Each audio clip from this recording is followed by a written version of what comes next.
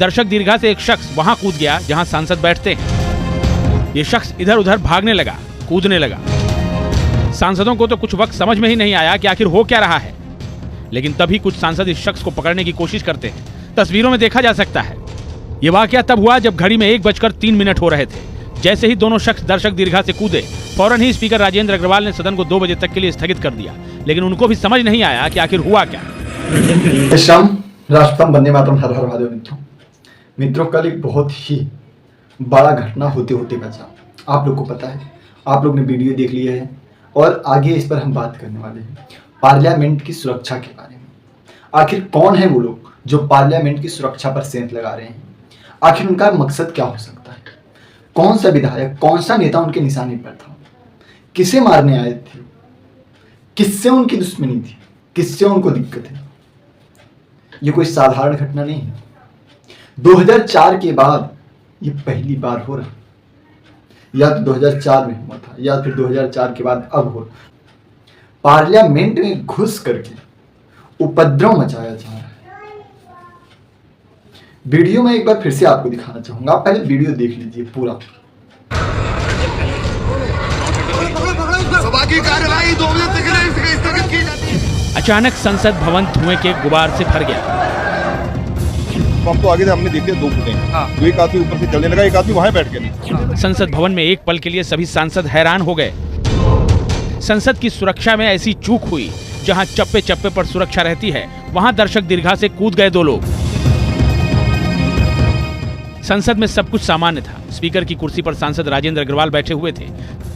सदन में बीजेपी के सांसद खगेन मुर्मू बोल रहे थे। तभी अचानक अफरा तफरी का माहौल हो जाता है। दर्शक दीर्घा से एक शख्स वहां कूद गया जहां सांसद बैठते हैं। ये शख्स इधर उधर भागने लगा, कूदने लगा। सांसदों को तो कुछ वक्त समझ में ही नहीं आया कि आखिर हो क्या रहा है, लेकिन तभी कुछ सांसद इस शख्स को पकड़ने की कोशिश करते हैं। तस्वीरों में देखा जा सकता है। ये वाकया तब हुआ जब घड़ी में 1:03 हो रहे थे। जैसे ही दोनों शख्स दर्शक दीर्घा से कूदे, फौरन ही स्पीकर राजेंद्र अग्रवाल ने सदन को 2 बजे तक के लिए स्थगित कर दिया। लेकिन उनको भी समझ नहीं आया कि आखिर हुआ क्या। सभा की कार्यवाही 2 बजे तक स्थगित की जाती है। अब एनिमेशन के जरिए समझने की कोशिश करिए कैसे दर्शक दीर्घा से आरोपी कूदे। ये सब कुछ पूरी प्लानिंग के साथ हुआ था, किसको क्या करना है और कैसे करना है। 2001 के आतंकी हमले के बाद सांसदों ने करीब 22 साल बाद ऐसी तस्वीर देखी। आरोपी केवल दर्शक दीर्घा से कूदे ही नहीं, बल्कि सदन में स्मोक क्रैकर भी चलाया। पूरा सदन धुआं हो गया। कुछ ही पल में पीले रंग के धुएं ने पूरे सदन को अपने आगोश में ले लिया। अब समझने की कोशिश करिए कैसे क्या हुआ। आरोपी नंबर 1 सागर, जो लखनऊ का रहने वाला है, उसने सदन में स्मोक स्टिक चलाया। आरोपी नंबर 2, जिसका नाम है मनोरंजन, ये दर्शक दीर्घा से सांसदों के बैठने वाली जगह पर कूदा। 2 लोग थे, जंप करके आए और जहां कोई बैठते नहीं, गैलरी से नहीं भागे, सीटों को कूदते हुए चले गए। 6-7 एमपी ने भाग के हम लोगों ने पकड़ा और पकड़ के जब उसे पीटने को थे तो जूता निकाला उसने, और जूते में से कोई चीज निकाली और फिर धुआं उठना शुरू हुआ और फिर सिक्योरिटी वाले उसे उठा करके एक के गए। संसद भवन के अंदर 2 लोग उत्पात मचा रहे थे। संसद भवन को पीले रंग के धुएं से भर दिया तो संसद भवन के बाहर भी नारे लगाए जा रहे थे। यहाँ भी इनके 2 साथी विद्रोह पर आमादा थे। संसद भवन के बाहर भी स्मोक क्रैकर चलाया गया। यहाँ भी धुएं का रंग पीला था। मतलब प्लानिंग को बड़ी बारीकी से बनाया गया था। आरोपियों में एक महिला भी है, जिसका नाम नीलम है। कौन है मैडम? क्यों नारेबाजी कर रही हैं? आरोपी नंबर 3 नीलम हरियाणा की जींद की रहने वाली है। संसद के बाहर इसने हंगामा किया, स्मोक स्टिक से दहशत फैलाई। आरोपी नंबर 4, जिसका नाम अमोल शिंदे है, इसने भी संसद भवन के बाहर हंगामा किया, स्मोक स्टिक से दहशत फैलाई। चारों आरोपी 2 गुटों में बटे थे।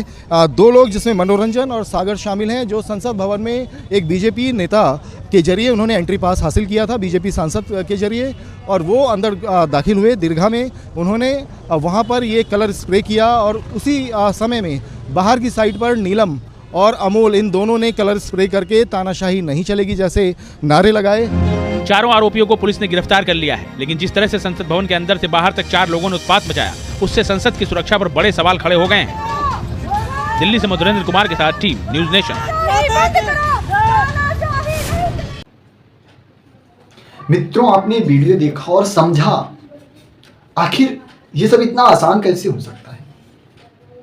और अगर ये सब इतना आसान हो सकता है तो फिर जरा मुझको बताइए, इस देश का प्रतिनिधित्व करने वाला इस देश की जनता का सेवा करने वाला, जिसको चुन करके यहां से पार्लियामेंट में भेजा जाता है, उनकी सुरक्षा का क्या? कौन कर रहा है उनकी सुरक्षा? आज मैं भारत के ही, कौन कर रहा है उनकी सुरक्षा? मैं सुरक्षा कर्मियों पर प्रश्न चिन्ह नहीं उठा। मुझे अपने सेना के शौर्य पराक्रम पर पूर्ण भरोसा है। मुझे कमांडोज के शौर्य पराक्रम पर पूर्ण भरोसा है। निसंदेह वो अपना काम बहुत ही अच्छे तरीके से, करना जानते हैं, परंतु कुछ अपने में ही गद्दार हैं। पार्लियामेंटेशियन जो हैं, जो पार्लियामेंट में नेता बैठे हैं, कुछ उनमें से ही गद्दार हैं। आज न चाहते हुए भी उन वीर सिपाहियों के बारे में सोचना पड़ रहा है कि सुरक्षा कर्मियों का रहते हुए अंदर कैसे गए। आज न चाहते हुए भी देश के तमाम लोग ये सोच रहे हैं, पार्लियामेंट में इतनी कड़ी सिक्योरिटी रहती है, कितने कमांडोज, कितना मिलिट्री, कितने पुलिस, हर तरीके से सुरक्षा रहती है, इसके बाद भी ऐसे चूक कैसे हो सकता है? तो उनको बता दें, पार्लियामेंट के अंदर जो संसद या विधायक चुनकर जाते हैं उनको सीट रहती है। उसके अलावा एक और पास एक स्पेशल कार्ड बनाया जाता है, जिसके जरिए आम आदमी भी पार्लियामेंट में जा सकता है। जो 3-4 लोग अभी, जो 4 लोगों का नाम सामने आ गया है और कहा जा रहा है 2 लोग का नाम और आना बाकी है, वो सब उसी स्पेशल कार्ड के द्वारा अंदर प्रवेश किए थे। पर स्पेशल कार्ड होते हुए उनकी प्रॉपर चेकिंग की जाती है। कोई असलहा लेकर नहीं जा सकते, कोई बीड़ी, सिगरेट, धूम्रपान, गुटखा ये सब लेकर के नहीं जा सकते अंदर, कोई ज्वलनशील वस्तु लेकर अंदर नहीं जा सकते। ये सब चेकिंग के बाद भी वो आदमी कैसे अपने इस बोट के अंदर एक विशेष प्रकार का ज्वलनशील वस्तु लेकर गया, जिससे पार्लियामेंट में पूरा धुआं धुआं हो गया था।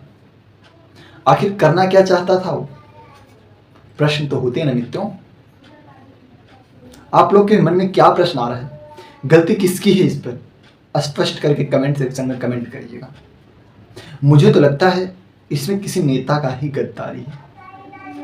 सुरक्षा कर्मी तो अपना काम करते हैं, नहीं तो 2004 से लेकर के अभी तक एक भी बार ऐसा घटना नहीं हो पाया। इसलिए हम उन पर संदेह नहीं कर रहे हैं, परंतु जो खुद में बैठे गद्दार हैं उन पर संदेह है हमें।